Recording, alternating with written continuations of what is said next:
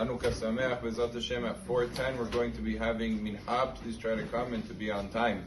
The Halacha for today, we're going to be learning that the person, the minhag in Eretz Yisrael is very common, and some yeshivot could be possibly also in America, that they give off to the people that are Avrechim, that have families, that go home to their wives and to their kids.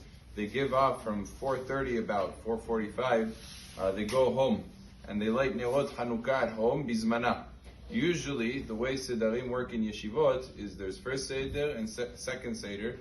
The second Seder usually ends around 6:30 to 7:30, things like that. So to go home early means that you have to A, pray mincha alvit, and then B, you're there basically the whole night. You're not coming back to the yeshiva. So the question was, is this the right thing to do? Chacham Ovadia was asked, is it appropriate minhag to have all the people learning in the yeshivot go home and light Chanuka at the right time, and thereby miss out on coming back to the yeshiva? Or is it better to tell them, you know what, wait until you finish the seder, and then you'll go home anyway. Third seder is optional in married life. You don't have to come back. So you have the full seder. So Chacham Ovadia said, the minhag is yisod dato beharere kodesh. The minhag is well firmly established, and it is appropriate for the people in yeshivot to go home and to light at the right time hadlakat nerot.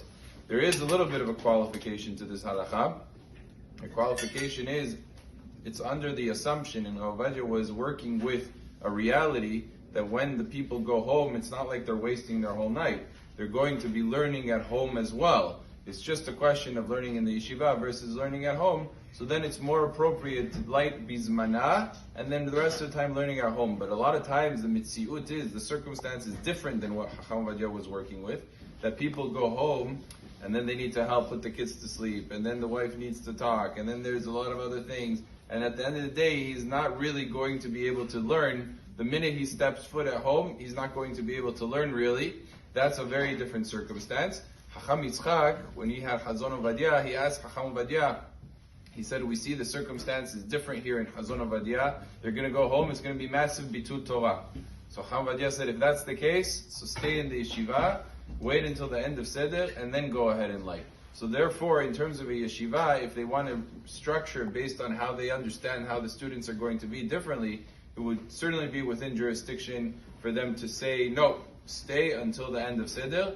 But if they understand that the students are able to go home, the people that are married, they're able to go home, learn, and do the mitzvah properly, so then you end up with both mitzvot, then that's harei ze meshubach, and that is what Chacham Ovadia is posek in Chazon Ovadia. Baruch Adonai